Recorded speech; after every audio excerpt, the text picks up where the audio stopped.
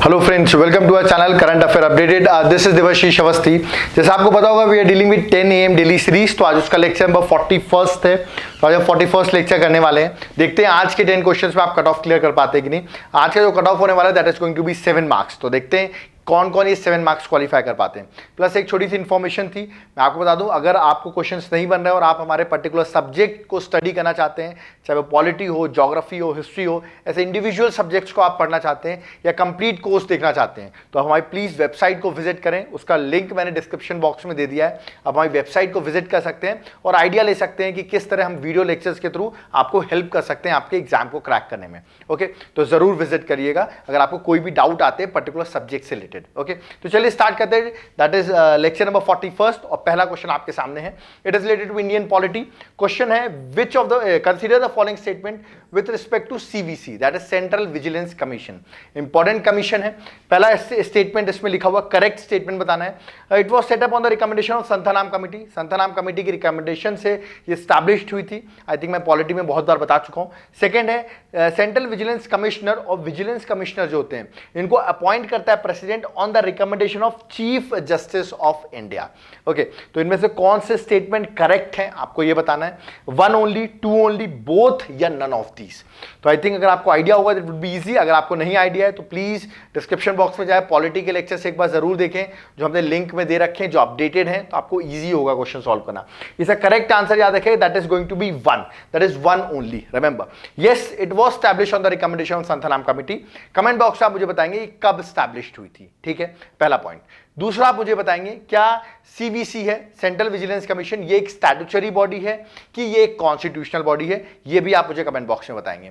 और आपको थर्ड भी मुझे कमेंट बॉक्स में बताना है कि right now who is the central vigilance commissioner, at present central vigilance commissioner कौन है, ये भी आप मुझे कमेंट बॉक्स में बताएंगे। ओके, अब फर्स्ट स्टेटमेंट तो करेक्ट है, संथानाम कमेटी की रिकमेंडेशन से ही ये सेटअप हुई थी, ईयर आप बताएंगे मुझे।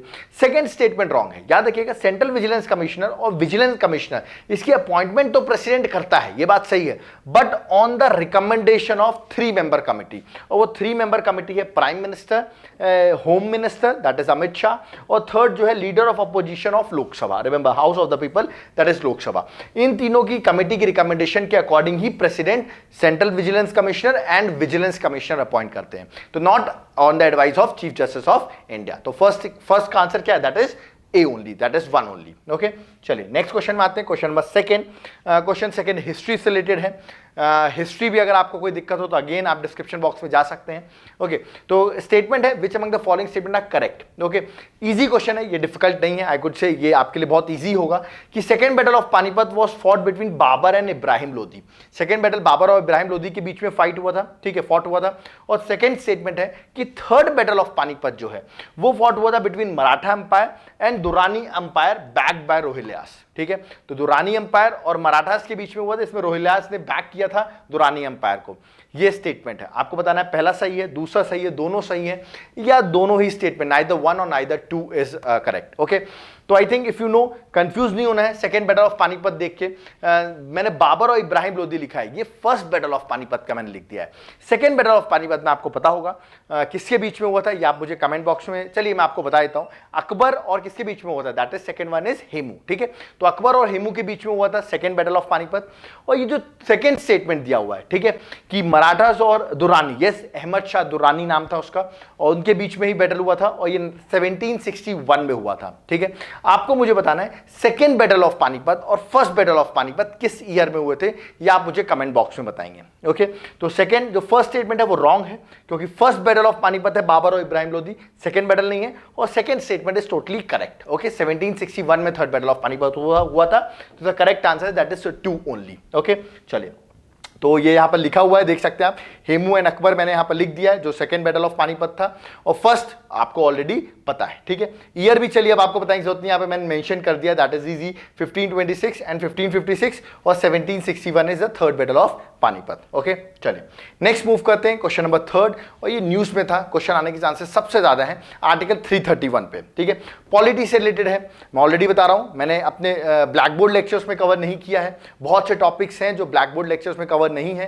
ध्यान रखिएगा। जो ब्लैक बोर्ड के लेक्चर्स है वो सिर्फ एक डेमो वर्जन है, उसके अगर आपको डिटेल स्टडी करनी है और अगर आप यूपीएससी की प्रिपरेशन कर रहे रहे हैं तो प्लीज एक बार हमारी वेबसाइट को जरूर विजिट करें, क्योंकि यूपीएससी की प्रिपरेशन के लिए आपको डेप्थ नॉलेज चाहिए होती है। ठीक है, तो आर्टिकल 331 की बात कर रहे हैं। पहला स्टेटमेंट है reservation of SC and ST Lok Sabha house of the people में, उसकी बात करता है। सेकंड स्टेटमेंट है representation of Anglo Indian community in Lok Sabha. Third statement है reservation of SC ST in state legislative assembly. और fourth reservation of Anglo Indian community in state legislative assembly. आपको पता भी होगा स्टेट लेजिस्लेटिव असेंबली में एक Anglo Indian nominate होता था और 2 एंग्लो इंडियन नॉमिनेट होते हैं लोकसभा में, ये आई थिंक आइडिया होगा आपको। तो आर्टिकल 331 जो है याद रखिएगा, इसका correct answer, I think you have mark the correct answer if you know, इसका correct answer is B, remember. और ये अभी न्यूज में भी था, ठीक है, क्योंकि अभी जो रिसेंट कॉन्स्टिट्यूशनल अमेंडमेंट हुआ है 104th constitutional amendment act, actually होता क्या था, एंग्लो इंडियन का रिजर्वेशन, याद रखिए एंग्लो इंडियन का जो रिप्रेजेंटेशन लोकसभा में होता था, और एससी एसटी का रिजर्वेशन याद रखिएगा, मैं बता दूं एंग्लो इंडियन का रिजर्वेशन रिप्रेजेंटेशन लोकसभा में भी होता था प्लस विधानसभा में भी होता था। लोकसभा में 2 मेंबर्स, विधानसभा में 1 मेंबर। ओके, और रिजर्वेशन एससी एसटी का लोकसभा में होता है और विधानसभा में होता है, remember that is house of the people Lok Sabha and state legislative assembly. याद रखिएगा राज्यसभा और विधान परिषद में रिजर्वेशन नहीं होता है एससी एसटी का, ये पॉइंट आपको याद रखना है। ठीक है, तो ये जो पॉइंट है, ये एक्चुअली रिजर्वेशन जो था ये सिर्फ 10 साल के लिए, जब कॉन्स्टिट्यूशन बना था सिर्फ 10 ईयर्स के लिए ही इसको एड ऑन किया गया था, that is Anglo Indian community का रिजर्वेशन रिप्रेजेंटेशन और रिजर्वेशन एससी एसटी का, याद रखिएगा at Lok Sabha as well as Vidhan Sabha, दोनों के केसेस में ये सिर्फ 10 ईयर्स के लिए था। बट हर जब भी 10 ईयर्स कंप्लीट होते हैं सरकार इसको रिन्यू कर देती थी। ठीक है, तो ऐसे 10 साल तक कंटिन्यू चल रहा था। बट अभी recently 104th constitutional amendment act हुआ और 2020 में रिजर्वेशन जो था एससी एसटी का खत्म होने वाला था लोकसभा और विधानसभा में भी, प्लस जो रिप्रेजेंटेशन एंग्लो इंडियन कम्युनिटी का ये भी खत्म होने वाला था। सरकार ने अपना 104th कॉन्स्टिट्यूशनल अमेंडमेंट अपना एक्ट रखा, याद रखिए, जो पास हो चुका है, और उसके अकॉर्डिंग उन्होंने एससी एसटी को तो रिजर्वेशन कंटिन्यू कर दिया, बट एंग्लो इंडियन का जो रिप्रेजेंटेशन था उसको हटा दिया गया है। ठीक है, तो अब एंग्लो इंडियन का रिप्रेजेंटेशन लोकसभा में नहीं है और एंग्लो इंडियन का रिप्रेजेंटेशन अब विधानसभा में भी नहीं है। तो ये पॉइंट आपको याद रखना है। आर्टिकल 331 इससे डील करता है, जबकि आर्टिकल 333 एंग्लो इंडियन का representation at Vidhan Sabha that is state legislative assembly, उससे डील करता है। तो आर्टिकल नंबर 333 भी इंपॉर्टेंट है और आर्टिकल नंबर 331 भी इंपॉर्टेंट है, ये दोनों आपको याद रखना है। तो याद रखिए इसका correct answer that is B. Okay, चलिए, तो B is the correct answer. Okay, next question number 4th, again history से रिलेटेड क्वेश्चन है और इंपॉर्टेंट क्वेश्चन है, आने के चांसेस इस साल सबसे ज्यादा है। ठीक है, एक रिबिलियन है, पेका रिबिलियन, कोई स्टेटमेंट है, वाज लेड बाय बख्शी जगाबंधु। ठीक है, तो बख्शी जगाबंधु ने इसको लेड किया था, पहला स्टेटमेंट है पेका रिबिलियन। सेकंड है पेकास होते कौन थे, एक्चुअली दे वर पीजेंट, है ना, military of Gajapati ruler of Odisha. तो मैंने पीजेंट भी लिखा और मिलिट्री पर्सनल भी लिखे, ऑफ एक रूलर लिखा है that is Gajapati ruler of Odisha. तो ये उसके पीजेंट पर्सन भी होते थे और मिलिट्री पर्सन भी होते थे, पेकास। ठीक है, उन्होंने रिबल किया था अकॉर्डिंग अंडर हुम, दैट इज बख्शी जगाबंधु। तो ये स्टेटमेंट है, कौन सा स्टेटमेंट करेक्ट है आपको बताना है। आई think if you have listen about पेका रिबिलियन, ये पेका रिबिलियन 1817 में हुआ था, मैं आपको बता दूं, और ये रिबिलियन बहुत फेमस है, उड़ीसा में हुआ था। This is very important. ठीक है, तो ये न्यूज में भी रहता है, 2017 में इसको 200 साल हो गए थे, तो it was in news in 2017। उस टाइम पे क्वेश्चन नहीं आया था, बट अब क्वेश्चन आ सकता है इसका। ओके, इसके दोनों ही स्टेटमेंट करेक्ट है, remember answer is C, both 1 and 2। तो ऑफकोर्स ये रिबिलियन जो किया था पेकास ने अगेंस्ट ब्रिटिश अंपायर के अगेंस्ट किया था उन्होंने 1817 पे। और एक्चुअली ये जो पेकास होते थे, मैं आपको बता दूं, ये जब पीस होती थी, जब याद रखिए राजा नहीं लड़ता था उस टाइम पे ये पीजेंट्स हो जाते थे, और जब वॉर होता था राजा का, ठीक है, remember, then they act as a military personnel also. So remember इनका डुअल रोल था एक तरीके से, ये पीजेंट भी हुआ करते थे प्लस मिलिट्री। तो पीस के टाइम पे याद रखिएगा पीजेंट कल्टीवेशन वगैरह करते थे, और जब लड़ाई होती थी तब मिलिट्री सर्विस भी प्रोवाइड करते थे। और 1817 में आपको याद रखना उड़ीसा में ब्रिटिशर्स के अगेंस्ट ये रिवोल्ट हुआ था, इसमें बख्शी जगाबंधु ने लेड किया था पेका rebellion. So this is an important rebellion of Odisha, exam में क्वेश्चन जरूर आ सकता है। ओके, चलिए नेक्स्ट क्वेश्चन में आते हैं, that is question number 5th। और ये क्वेश्चन भी इंपॉर्टेंट है क्योंकि ये अभी न्यूज में है। नेहरू लियाकत एग्रीमेंट, याद रखिए नेहरू लियाकत एग्रीमेंट न्यूज में था। ओके, जब कैब का बिल आ रहा था, आपको पता, अब तो बिल पास हो चुका है और एक्ट बन चुका है CAA, उस टाइम पे इसका बहुत इशू न्यूज में चल रहा था। व्हाट इज दिस स्टेटमेंट है, करेक्ट स्टेटमेंट बताना है। पहला लिखा हुआ है, ये एक बायलैटरल एग्रीमेंट है between India and Pakistan to provide a framework of treatment of minorities in 2 countries. तो माइनॉरिटीज से रिलेटेड है, दोनों कंट्री के बीच में ये एग्रीमेंट है, पहला स्टेटमेंट है। सेकंड है, इसको हम शिमला एग्रीमेंट भी कहते हैं। तो आपको बताना है पहला सही है, दूसरा सही है, बोथ करेक्ट या नाइदर वन और नाइदर टू करेक्ट। तो आपको करेक्ट कमेंट बॉक्स में बताना। आई थिंक आपने देसी लियाकत पैक के बारे में सुना होगा, सॉरी देसी लियाकत बोला हूं, नेहरू लियाकत पैक, देसी लियाकत पैक भी एक, नेहरू लियाकत पैक के बारे में सुना होगा। ये एक्चुअली 8 अप्रैल 1950 में साइन किया गया था, मतलब आफ्टर इंडिया गॉट इंडिपेंडेंट, 8 अप्रैल 1950 में, ठीक है। तो आपको बताना है इसका करेक्ट आंसर बता दूं, that is one only. Remember, ये जो एग्रीमेंट है ये हुआ था दिल्ली में साइन, तो इसको दिल्ली एक्ट भी कहते हैं, ठीक है। तो इसको शिमला एग्रीमेंट नहीं कहते हैं, डोंट गेट कंफ्यूज। तो सेकंड स्टेटमेंट गलत है, 8 अप्रैल 1950 में दिल्ली में साइन किया गया था। और यस, दोनों कंट्रीज की इसका करेक्ट आंसर वन ओनली है, ठीक है। मैं आपको आंसर दिखा देता हूं, वन ओनली है, याद रखिएगा। 8 अप्रैल 1950 में साइन हुआ था और दोनों कंट्रीज में माइनॉरिटीज है, इंडिया में मुस्लिम्स है, पाकिस्तान में उस टाइम पर याद होगा हिंदूज थे, तो उनको एक सेफगार्ड प्रोवाइड करने के लिए, उनको प्रोटेक्शन प्रोवाइड करने के लिए, याद रखिएगा, ये 6 डे नेगोशिएशन चला, फाइनली एग्रीमेंट साइन हुआ to ensure right of minorities would be protected in both the countries. दोनों कंट्रीज में माइनॉरिटीज की राइट्स को प्रोटेक्ट किया जाएगा, okay. So this was pass, but कहते क्या है, इस बात सही भी है, इंडिया में तो माइनॉरिटीज की राइट्स को प्रोटेक्ट किया गया है, बट पाकिस्तान में इसका बिल्कुल उल्टा हुआ है। That's why written minorities in India well protected, okay, but terror country like Pakistan has either killed और कन्वर्टेड माइनॉरिटीज टू, याद रखिए, उनको कन्वर्ट कर दिया या उनको मार दिया गया, जिससे एक्सटिंक्ट हो गई हैं minorities, where that is in Pakistan, okay. India में तो माइनॉरिटीज बढ़ रही हैं, ठीक है, जबकि पाकिस्तान में it has been extinct, okay. So ये बात आप कह सकते हैं कि what is Nehru Liaquat pact which was signed in 1950, इसको दिल्ली पैक्ट कहते हैं। Remember, that is known as Delhi pact, okay, not Shimla agreement. Next question, question number 6, world geography से रिलेटेड क्वेश्चन है। वर्ल्ड ज्योग्राफी के भी अगर आपको सिर्फ वर्ल्ड ज्योग्राफी पढ़ना है तो आप डिस्क्रिप्शन बॉक्स में जाइए, हमारे कोर्स को आप देख सकते हैं, जिसमें आपको वर्ल्ड ज्योग्राफी का कोर्स मिलेगा। आप सिर्फ वर्ल्ड ज्योग्राफी के कोर्स के भी लेक्चर्स प्लस उस लेक्चर्स की पीडीएफ भी आपको अवेलेबल हो जाएगी।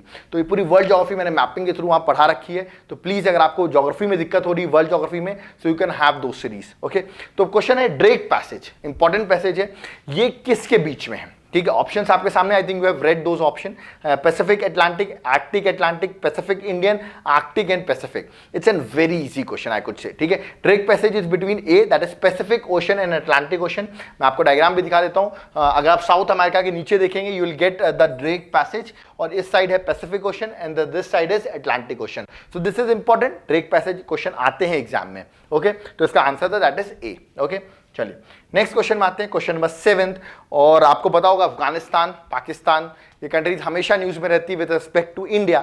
तो मैंने सिंपल सा क्वेश्चन पूछ लिया, Afghanistan is not bordered with, bordered मतलब अफगानिस्तान को कौन टच नहीं करता है, ये टिपिकल क्वेश्चन मैंने पूछ लिया है। ऑप्शन देखिए मैंने कितने टिपिकल दिए, तुर्कमेनिस्तान, उज्बेकिस्तान, तजाकिस्तान, कजाकिस्तान। तो आई थिंक किसी को अगर नहीं पता होगा सेंट्रल एशिया की कंट्रीज, तो उसके लिए तो सारे तान एक जैसे लग रहे होंगे, क्योंकि सब में मैंने तुर्कमेनिस्तान, उज्बेकिस्तान, तजाकिस्तान, कजाकिस्तान लिख दिया, so it becomes very difficult, है ना। इसलिए आपको मैपिंग बहुत क्लियर है, इसलिए मैं कह रहा हूं आप मेरे वर्ल्ड ज्योग्राफी की सीरीज अगर आप देखेंगे जो डिस्क्रिप्शन बॉक्स में आपको हमारी वेबसाइट पे मिलेगी, तो आपको पता चलेगा हमने किस एंगल से एशिया को पढ़ाया है, तो इजी हो जाता है। मुझे नहीं भी पता ना अफगानिस्तान कहां बॉर्डर है, स्टिल मैं आंसर मार्क कर सकता हूं, ठीक है। इस तरह आपकी इमेज बननी चाहिए आपके दिमाग में, ओके। तो इसका करेक्ट आंसर है, मैं आपको बता दूं, that is Kazakhstan. Remember, Kazakhstan आपको याद रखना है अफगानिस्तान को बॉर्डर नहीं करता है, इसके लिए मैंने अफगानिस्तान का मैप भी आपके सामने बनाया हुआ है। दिस इज अफगानिस्तान, नीचे ऑफकोर्स पाकिस्तान टच करता है, इंडिया टच करता है क्योंकि PoK is a part of India only, तो इंडिया भी टच करता है, Tajikistan, Uzbekistan, Turkmenistan, Iran touch कर रहे हैं, रिमेंबर। बट जो कजाकिस्तान है वो याद रखिए ऊपर है, वो टच नहीं करता है, ओके। कमेंट बॉक्स में आप मुझे कजाकिस्तान की कैपिटल बताएंगे, कजाकिस्तान की प्रेजेंटली कैपिटल क्या है, ये आप मुझे कमेंट बॉक्स में बताइए, ओके। तो अफगानिस्तान का मैंने आपको मैप दिखा दिया। चलिए नेक्स्ट क्वेश्चन में आते हैं, दैट इज क्वेश्चन नंबर 8, और ये क्वेश्चन भी इंपॉर्टेंट है। मैंने दो स्टेटमेंट दिए हैं, एक्चुअली यूपीएससी में 2014 में प्रीलिम्स में क्वेश्चन आया था। It's an easy question, but कभी कभी जल्दबाजी में गलत हो जाता है, देखते हैं आप लोग जल्दबाजी तो नहीं कर रहे हैं। पहला स्टेटमेंट है western state of India is Rajasthan, and second statement है eastern most state of India is Nagaland. कौन सा स्टेटमेंट करेक्ट है, ठीक है। तो सबसे western most state that is Rajasthan और ईस्टर्न मोस्ट स्टेट नागालैंड है, क्या ये स्टेटमेंट करेक्ट है, ओके। तो आपको बताना है 1 सही है, 2 सही है, दोनों सही है, दोनों गलत है। तो I think way mark the correct answer, आपको आइडिया होगा, जिसने जल्दी जल्दी गलत मार्क कर दिया है, तो बहुत लोगों ने मार्क किया होगा इसका करेक्ट आंसर नाइदर 1 नाइदर 2। याद रखिएगा, ईस्टर्न मोस्ट स्टेट की मैं बात करूं तो दैट इज अरुणाचल प्रदेश, और वेस्टर्न मोस्ट स्टेट की बात करूं तो that is Gujarat. So don't get confuse with Rajasthan and Nagaland, okay. तो इसका करेक्ट आंसर आपको याद रखना है, that is going to be D, neither 1 neither 2, और मैंने आपके यहाँ पर आंसर भी लिख रखा है, that is Gujarat and Arunachal Pradesh. Okay, चलिए नेक्स्ट क्वेश्चन में आते हैं। क्वेश्चन नंबर 9 इंपॉर्टेंट क्वेश्चन है। रिसेंटली करंट अफेयर्स में आई थिंक दिसंबर के टाइम पर न्यूज में था, बट ये पोर्ट इंपॉर्टेंट हो जाता है। याद रखिएगा, चाइना के साथ आपको पता है क्योंकि इंडिया के इश्यूज चल रहे हैं, तो चाइना के अराउंड जो भी चीजें मैं जरूर कवर कर रहा हूं अपने लेक्चर्स में। देखिए, India will be developing a strategic port. हम एक स्ट्रेटेजिक पोर्ट डेवलप कर रहे हैं जिसका नाम है सबांग पोर्ट, रिमेंबर। तो ये सबांग आइलैंड भी है जहां पर हम ये पोर्ट सबांग पोर्ट को डेवलप कर रहे हैं। तो ये लोकेटेड कहां है, ऐसा क्वेश्चन मैंने आपसे पूछा है। ऑप्शन है करा canal, taurus straight, straight of Malacca या स्ट्रेट ऑफ हॉर्मुज। ओके, तो देखिए ऐसे क्वेश्चन आ जाते हैं जो करंट अफेयर्स में ओरिएंटेड हो, तो आपको इसको सीरीज के थ्रू ही करना है। आई थिंक अगर आपको पता होगा अच्छो के, नहीं पता कोई दिक्कत नहीं, इसका करेक्ट आंसर है C, that is state of Malacca. Okay, मैं आपको स्टेट ऑफ मलाक्का दिखा देता हूं। देखिए अगर आपने नोटिस किया होगा, this is state of Malacca, this is state of Malacca. ठीक है, याद रखिएगा ऊपर है of course that is Malaysia, यहां पर सिंगापुर है, this is your Indonesia. Okay, तो यहां पर जो वाटर बॉडी का चैनल है that is known as strait of Malacca, और यहां पर आप देख रहे होंगे सबांग आइलैंड, तो यहीं पर वो पोर्ट हम डेवलप कर रहे हैं, that is Sabang port. Okay, और चाइना के ऑफ कोर्स, चाइना आपको पता होगा इंडियन ओशन में पूरी तरीके से इंक्लूड कर चुका है, उसकी पॉलिसी भी है one belt one road initiative, तो उसके लिए भी पोर्ट इंपॉर्टेंट है, बट इंडिया उसको डेवलप कर रहा है। ओके, आपको मुझे बताना है जो स्ट्रेट ऑफ मलाक्का है वो दो बड़े वाटर बॉडी को कनेक्ट करता है। वो दो बड़े वाटर बॉडी, जो दो लार्ज वाटर बॉडी है, उनका नाम क्या है ये आप मुझे कमेंट बॉक्स में बताएंगे। ओके, तो strait of Malacca connects to large water body, उनके आपको मुझे नाम बताने कमेंट बॉक्स में। ओके, तो ये इसका आंसर दैट इज सी। याद रखिएगा सबांग पोर्ट क्या है, that is Sabang port. Okay, तो याद रखिएगा क्वेश्चन क्या था एक बार देख लेते हैं। यस, कहां पर, ऑफ कोर्स सबांग पोर्ट कहां पर located, that is state of Malacca. Okay, चलिए नेक्स्ट क्वेश्चन में आते हैं, दैट इज क्वेश्चन नंबर 10 और लास्ट क्वेश्चन आज का, लेकिन डिफिकल्ट मैंने पूछ लिया। जाते जाते एक टिपिकल क्वेश्चन दे जाऊं आपको, और वो क्वेश्चन आप देख सकते हैं न्यूज में है, आपको पता है ओआईसी न्यूज में है क्योंकि मुस्लिम नेशंस का एक एसोसिएशन है जिसमें इंडिया की हमेशा कुछ ना कुछ बातें चलती रहती है, आपको आइडिया होगा। स्टेटमेंट है consider the following statement with respect to organisation of Islamic corporation. ठीक है, तो ओआईसी जिसकी बात करते हैं, सबसे पहले आप मुझे बताएंगे ओआईसी फॉर्म कब हुआ, पहला स्टेटमेंट आप कमेंट बॉक्स में बताइए, नहीं पता है नेट में चेक करो फिर याद करो। सेकंड, ओआईसी का हेडक्वार्टर कहां है, ये आप मुझे कमेंट बॉक्स में बताइए। और थर्ड, एट प्रेजेंट ओआईसी में कितने मेंबर्स हैं। ये तीनों चीज, मेंबर्स सारे नाम नहीं बताने, कितने मेंबर्स काउंटिंग के अकॉर्डिंग, वो आपको मुझे बताने। ये तीनों बहुत इंपॉर्टेंट स्टेटमेंट है, क्वेश्चन एक बार इस साल ओआईसी पे आएगा ही आएगा, आप ये मान लो। ठीक है, क्वेश्चन पहला स्टेटमेंट मैंने लिखा हुआ है कि India has a observer status, member नहीं है, ऑब्जर्वर स्टेटस का सिंबल मिला हुआ है इंडिया को ओआईसी में, पहला स्टेटमेंट। सेकंड, इसमें सिर्फ अफ्रीकन और एशियन कंट्रीज हैं जो ओआईसी के मेंबर्स हैं। ओके, आपको बताना है पहला स्टेटमेंट सही है, सेकंड सही है, बोथ सही है या बोथ स्टेटमेंट रॉन्ग है। ओके, तो तीन तो पहले आप मुझे ओआईसी के बारे में बता ही देंगे जो मैंने पूछा है, इसमें से कौन सा स्टेटमेंट करेक्ट है। आई think you have mark the correct answer. अगर आपको आइडिया होगा, इंडिया के पास कोई ऑब्जर्वर स्टेटस नहीं है, मैं आपको बता दूं, याद रखिएगा, और ओनली अफ्रीकन एशियन कंट्रीज के मेंबर नहीं है, अदर कंट्रीज भी मेंबर हैं। मैं आपको कुछ एग्जांपल देता हूं, इसका करेक्ट आंसर है नाइदर वन नाइदर टू। देखिए कुछ कंट्रीज जैसे साउथ अमेरिका में मैंने आपको दिया है सुरीनेम, गुयाना, ये सब भी कंट्री, यूरोप की अल्बेनिया, तो ऐसी कंट्रीज हैं जो अफ्रीका और एशिया से भी बाहर इसके मेंबर्स हैं। तो डोंट गेट कंफ्यूज कि इसमें एशिया अफ्रीकन कंट्रीज सिर्फ है, अदर भी कंट्रीज हैं इसमें। ठीक है, तो ये आपको याद रखना है, इसका answer neither one neither two. India तो मेंबर है ही नहीं, ना ही उसका, याद रखिएगा, ऑब्जर्वर स्टेटस मिला हुआ है, ना ही इंडिया उसका मेंबर है। ठीक है, तो ओआईसी इज वेरी इंपॉर्टेंट, इसके बारे में जरूर आप देख लेना जो मैंने आपको होमवर्क दिया है। ओके, तो यहां पर हमारी 10 AM सीरीज कंप्लीट होती है, हम लेक्चर नंबर 41 भी हमने कंप्लीट कर दिया है।